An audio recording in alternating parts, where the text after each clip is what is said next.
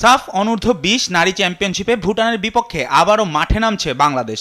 গত ম্যাচে নাটকীয় মাঠ বদলের মধ্যেও ভুটানকে 4-1 গোলে উড়িয়ে দিয়ে আত্মবিশ্বাসে টকবক করছে আফিদা শান্তিরা। আবার সেই একই প্রতিপক্ষ ভুটান, লক্ষ্য এবার টানা চতুর্থ জয়।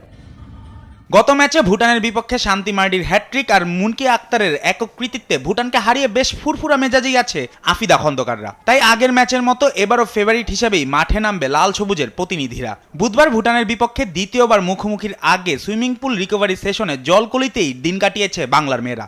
তবে আগের ম্যাচে তাদের একমাত্র গোল এসেছিল বাংলাদেশের রক্ষণভাগের ভুল থেকে।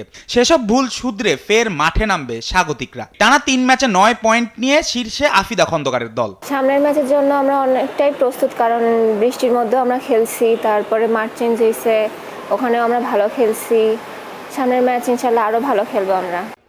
আরেকটি জয় মানেই শিরোপা ধরে রাখার পথে আরও এক বড় ধাপ। গত ম্যাচে নিয়মিত অধিনায়ক আফিদাকে বিশ্রামে রেখে সুরমা জান্নাতকে নেতৃত্ব দিয়েছিলেন কোচ পিটার বাটলার। আবারও বেঞ্চ শক্তি পরীক্ষা করলে অবাক হওয়ার কিছুই থাকবে না। তবে স্বস্তির খবর, দলে ফিরবেন লাল কার্ডের কারণে আগের ম্যাচ না খেলা মোসাম্মদ সাগরিকা, যিনি এখন পর্যন্ত এই টুর্নামেন্টে করেছেন 4 গোল। আর মুনকি আক্তার, তৃষ্ণা ও স্বপ্না রানিনা তো আছেনই।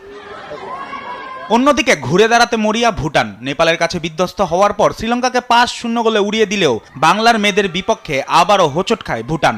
তাই টুর্নামেন্টে টিকে থাকতে হলে এই ম্যাচে জয় ছাড়া অন্য কিছু ভাবছে না তাঙ্কা মায়ার শিষ্যরা। জয়ের ধারা ধরে রাখতে মরিয়া বাংলাদেশের মেয়েরা, আর ভুটান চাইবে হারের শোধ তুলতে। কে হাসবে শেষ হাসি, তার অপেক্ষায় গোটা দেশ।